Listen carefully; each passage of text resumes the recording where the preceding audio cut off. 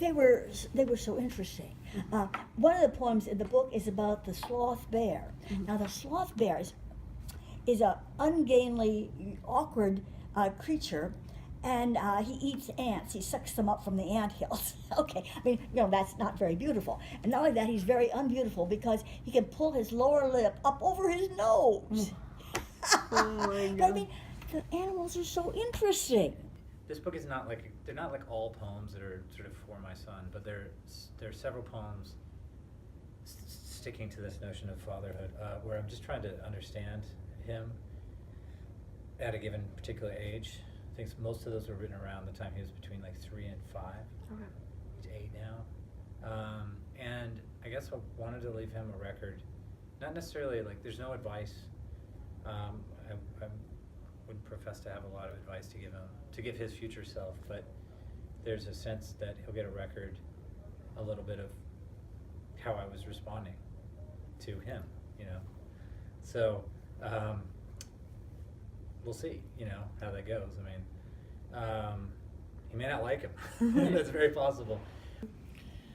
And actually an excellent question, and it comes from all over. I mean, if you look at Anne's piece, her time in Sri Lanka was so important to her, and that was a while ago, and it's lasted all this time. Nick's writing is about something very sort of recent about it, and very, has a very close connection with it. It's his son, it's his father. So some of the things come from way back. Some things I never know quite when something will inspire me. A lot of times I'll read a sentence in a book and I want to know more about that, and then I do more research and that leads me to something else.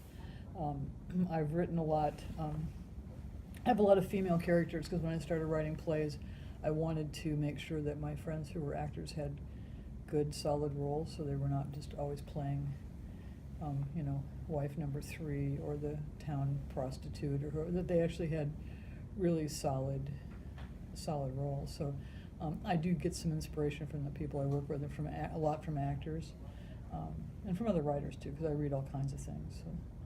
Thank you. Yeah, thanks for the reading. We stayed in I thought the reading went very well. I liked the beginning of your new novel. That's very funny. Thank you. It was very funny. That's the hard part, is trying to use. So we saw them go. Yes, it is. It can often fall flat. Nobody really knows where ideas come from. Maybe Nick knows, but I don't know. Well, you get an idea and you start putting things down, and the form what you're doing begins to tell you what the form should be. It's hard. The poems tend to come from like phrases, or almost like a sense of something that I certainly at the moment can't articulate when I'm thinking it through. But if I sit down and I can come up with a word that seems to like trigger something, any kind of word really, or phrase maybe, I tend to work through that and think through what is that going to yield. And then eventually, after 2 or 3 or 4 lines, if something's working out, I'd start to feel like a tone for the poem. I'm not sure I have a subject, but I start to think. I open up certain parts of my brain, I guess, that could collect certain kinds of images or data, phrases, I don't know, that makes sense to that tone. I mean, it's often actually just not good and direct, but that tends to be how I write poems.